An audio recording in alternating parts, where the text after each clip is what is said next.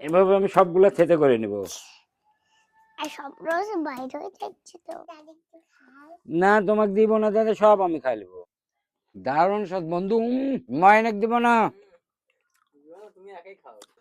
দাদা তাড়াতাড়ি মাখাও। হ্যাঁ মাখাবো বন্ধুরা, তোমরা চালতার বহু কিছু খাইছো জীবনে, আজকে আমি কাঁচা চালতা মাখাবো, দেখবে মাখালে কেমন স্বাদ লাগে।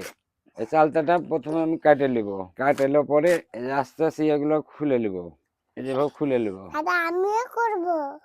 তুমিও করো দাদা, আমি আগে খুলে নিই। হাত কাঁপি এই যে আব্বু। ভিতরের এগুলো ফেলাই দিতে হবে, বিচিগুলা নেওয়া যাবে না, এগুলো ফেলাই দিতে হবে। সবগুলা চালতা আমি এভাবে খুলে নিব,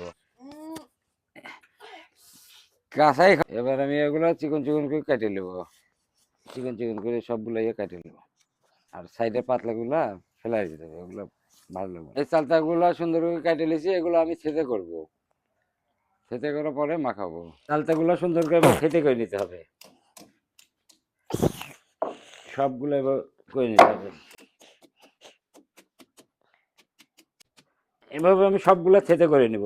আর সব রোজ বাইরে হয়ে যাচ্ছে তো। এবার আমি লবণ দিয়ে মরিচ দিয়ে সুন্দর করে চটকে মাখায় নেব, মরিচগুলো গুঁড়ো করে নেব, দিয়ে একদম চটকে চটকে মাখাবো। এবার আমি হালকা করে একটু সর্ষের তেল দিয়ে দেবো, সর্ষের তেল দিলে স্বাদটা খুব ভালো লাগে, বেশি দেওয়া যাবে না, বেশি দিলে গন্ধ লাগবে। হালকা করে একটু দিয়ে দেব। আমার লাল পড়ছে। না তোমাকে দিব না দাদা, সব আমি খাই নেবো। দেখি এবার। বিসমিল্লাহ। দারুণ স্বাদ বন্ধু। দাদা তোমাকে দিব না, ময়নেক দিব না। তুমি একাই খাও। বন্ধুরা এভাবে চালতা মাখা খাবে, দেখবে দারুণ স্বাদ।